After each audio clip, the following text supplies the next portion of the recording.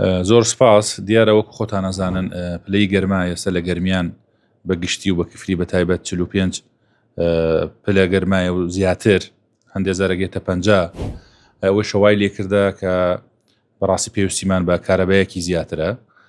و لە بەرنامەی حکوومەتی هەرێمی کوردستان خۆتە نەزانن ئەو پرۆژی 24 سعات دەستی پێ کردە لە شارەکان وەکو هەولێر و دوهۆک و لە سلێمانیش بەشێکی بە تایبەت ئێمەش لە گەرمیانە ئێستا جاربەجار 6 سعات بۆ 7 سعات 8 سعات کە کارەبای حکومی کارەبای نیشتیمانی ئەبڕێ قورساییەکی زۆری دروست کردە لەسەر مۆلیدە ئەهلەکان کە مۆلیدەیەک بەم گەرمایە بە پلەی دەرەجە حرارەی 50 بەڕاستی هەڵەوەشێتەوە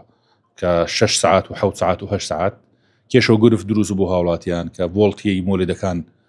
تەحمل ئەو گەرمایە و ئەو بڕینە ناکە.